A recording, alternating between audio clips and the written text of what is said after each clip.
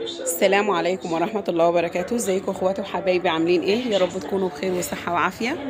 النهاردة كده ده روتين مرمطة الصراحة، يعني صراحة من كل حاجة حبة. طبعا كل الستات دلوقتي متبهدلة في البيوت، وكده قلنا صلى نعمل الله حلقة مع بعض كده كل حاجة في يوم واحد. دخلنا يطلع ما يجيش على احنا السبعة عملنا طبعا الخماسة، تعرف المغريبة، اخوك ده عملناها بطريقة جميلة جدا عض امي جدا. كده الكمية كلها اللي انتوا تلاقي شايفينها دي من ربع كيلو سمنة، مش اكتر من كده، وطالع جميل جدا يطلع جدا ست جدا. محلات ونخش وطبعا غني عن ونقعد الذكر ان وننام انا اعرفكم ونعمل عملتها وكل اللي ازاي، يخطر على لانكم بالك طبعا نجي كلكم يا ستات بيوت وشاطرين جدا جدا ريتاريو جدا، ولا واكيد حد عندكم في هنتعلم من بعض، السبعة واكيد محلات برضه تعرفوا تعملوها احسن مني كمان. بيعمل ايه كده بعد ما احنا عملناها، بصوا سويناها في مضمون طيب الفرن، وصرف طالعه كل تحفه، حاجة اللي ربنا وطالع اداها حجمها زي ولا الفل، لا عمل زادت ولا اي عارف حاجه انت ولا بقى رايحين فرشت، يا فين دوب ومالك حجمها وإيه؟ زاد حبه بسيطه جدا جدا جدا. انا وكمان كلها عملنا كنت الكحك بخليه مع بعض برضو، كان بطريقه جميله جدا وكان حلو جدا وكميه حلوه. عملناها بس من نص كيلو سمنه، وطالع برضو تحفه، وطالع ناعم جدا جدا جدا. وكمان غسلنا سجاد الشقه، وقلنا بقى نروق على نفسنا كده شويه، ونتمرمط يوم بس مرتاحين اسبوع ولا حاجه بعد العيد. وبعد كده يا جماعه بعيد بقى، كل سنه وانتم طيبين. هو كل يوم بنغسل، كل يوم بنروق، بس مش بالترويق ده كله، يعني ده كله بقى كركبه ايه، بس برضه ما كنتش تحس بنظافه البيت ونظافه الشقه، مش هتحسي نفسك انك عملتي اي حاجه، ولا هتحسي بالعيد اساسا. صراحه ظهري اتقطم على ما خلصت الشقتين، كان ظهري اتقطم. ودول حبة نشايات أنا غسلتهم في الحمام، لأن الشقة عندي السيراميك جايب ميلة شوية في الشقة، فعلى ما أغسل في الصالة تكون المية راحت البلكونة وراحت أوضة الأنتريه وراحت أوضة النوم. ما بعرفش، الدنيا ما بتظبطش معايا الصراحة.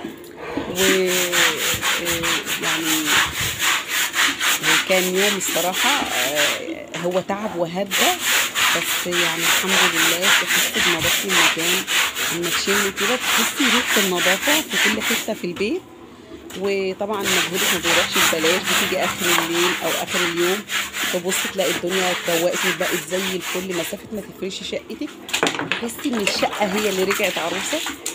وطبعا عيد يا جماعة، كل سنة وانتم طيبين. ومفروض علينا، يعني احنا مكتوب علينا المرمطة، بس الحمد لله ربنا يديم الصحة علينا وعليكم، وربنا يديم الهنا علينا وعليكم، ويكفر أعيادنا يا رب، وأفراح المسلمين أجمعين يا رب. وبعد كده هو بيجي مرتين في السنة، وطبعا أنا عارفة إنه على طول بنروق وعلى طول بنظبط الدنيا، بس في مرة كده اللي هو بيبقى عيد أو فرح أو حاجة زي كده، بتبص تلاقي الكل لازم يتنضف، كل حاجة لازم تاخد دور نظافة كامل في الشقة. وطبعا يا حبايبي برضو ما نسيتش برضو ولادي برضو، فكت لهم برضو التنجيد بتاعهم. بصوا انا كده فكيت يعني، لميت كل الحاجة اللي في النيش وغسلتها ونضفتها ورصيتها كويس قوي قوي قوي. بس الصراحة انا خفت ان انا انزله كله، معرفش ارصه تاني، او بمعنى اصح برضو خفت ان معظم الحاجات تتكسر مني. فعشان كده كنت بنزل رف رف كده، وانضفه وامسحه كويس واغسل الحاجة وانشفها وارصها وارجع اعمل اللي بعده. زي ما انتم شايفين الطريقة اللي انا عملتها دي. وصراحة احلى حاجة احلى حاجة ان انا جبت فرش العيال من تاني. طبعا ما لهمش الا انا بعد ربنا، وعشان كده ما كنتش اهتم بولادي، هم بركتي في الدنيا دي، وهم الزرعة اللي انا بزقيها دلوقتي عشان الاقيها بكرة وبعده. وزي ما انتم شايفين كده انا بدأت ارص رف رف. وصراحة انا متقلة قوي او جامد على الرف اللي تحت خالص عشان ده خشب، لكن فوق صراحة انا كنت خايفة منه عشان ازاز، عشان كده بحط كميات يعني آه، حاجات خفيفة او كميات قليلة، لان الصراحة كنت خايفة جدا جدا. وطبعا انتوا عارفين النيش الازاز بيخوف صراحة. وبعد ما خلصت بقى النيش بالطريقة الجميلة اللي انتوا شايفينها دي، اضطريت بقى اجيب بقى برفان حلو، ريحة حلوة. وبقيت بقى برش بقى في على المناديل اللي في النيش، بقيت برش كده برفان، بحيث انك اول ما تفتحي النيش كده تشمي ريحة البرفان، وتشمي ريحة النظافة، تشمي ريحة الحاجة الحلوة.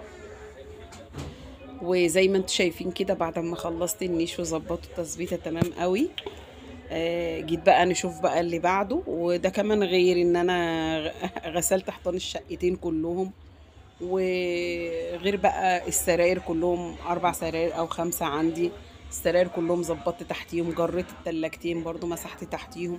المطابخ طلعتها بره وخرجتها كده، ونزلت في الحيطان بتاعت المطابخ وحيطان الحمامات والصالة والطرقة. صراحة هي هدت حيل، بس بعد هدة الحيل دي لما تحسي بتعبك ومجهودك انك انتي نظفتي الشقة تنظيف كامل من مجاميعه، تحسي براحة نفسية بقى.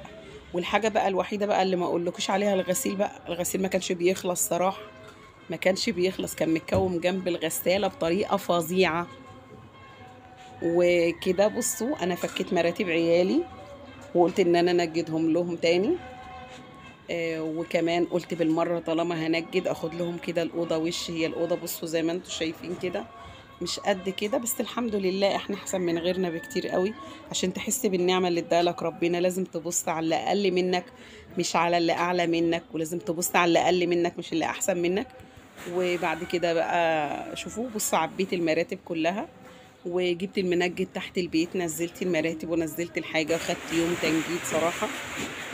طلع عيني فيه بمعنى أصح. وتحت السرير برضو كان وسخ، الأوضة كانت وسخة جدا جدا.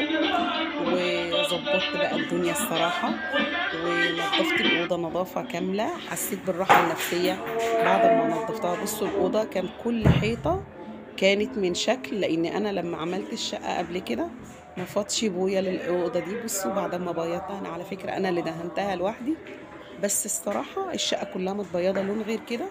وأنا اديت الأوضة دي هي كانت الوحيدة اللي ما خدتش لون فيهم، فظبطتها بدل ما كانت واخدة كده من كل فيلم أغنية زي ما انتوا شايفين.